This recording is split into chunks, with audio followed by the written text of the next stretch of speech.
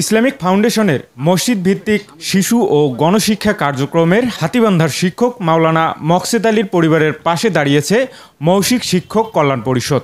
বুধবার ওই সংগঠনের জেলা কমিটির সভাপতি সিরাজুল ইসলাম ও সাধারণ সম্পাদক জাহাঙ্গীর আলীসহ সংগঠনের নেতৃবৃন্দ হাতীবান্ধা উপজেলার টংভাঙ্গা ইউনিয়নের পূর্ব বেজগ্রাম ৯ নং ওয়ার্ডের বাসিন্দা মাওলানা মকসেদ আলীর কবর জিয়ারত করেন।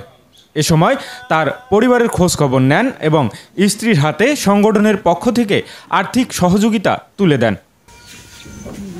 সম্প্রতি হৃদরোগে আক্রান্ত হয়ে রংপুর মেডিকেল কলেজ হাসপাতালে মারা যান মাওলানা মকসেদ আলী। ইসলামিক ফাউন্ডেশনের একটি আমাদের সংগঠন আছে মৌখিক শিক্ষক কল্যাণ পরিষদ। আমরা সেই মৌখিক শিক্ষক কল্যাণ পরিষদ থেকে আমাদের মৃত মকসেদ ভাইয়ের বাসায় আসছি।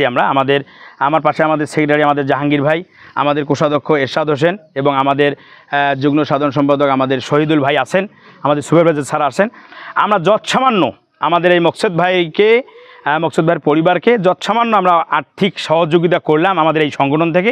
আপনারা দোয়া করবেন আমরা এই সংগঠন থেকে যেন আমাদের পরবর্তীতেই আমাদের এরকম কোনো সমস্যা হলে আমাদের সকল ভাইদের সমস্যায় যেন আমরা এগিয়ে আসতে পারি এবং আমরা অন্যান্যদেরকেও সাধারণ মানুষকে অনেক অর্থবিত্তওয়ালা লোক আছে, অনেক দানশীল লোক আছে যারা দান করতে পারেন। আমাদের এই সংগঠনে দান করলে ইনশাআল্লাহ আমাদের এরকম গরিব মানুষ, আমরা অসহায় মানুষের পাশে দাঁড়াতে চাই, আমাদের এই সংগঠনে আপনারা দান করতে পারেন। এল নিউজ অনলাইন, লালমনিরহাট।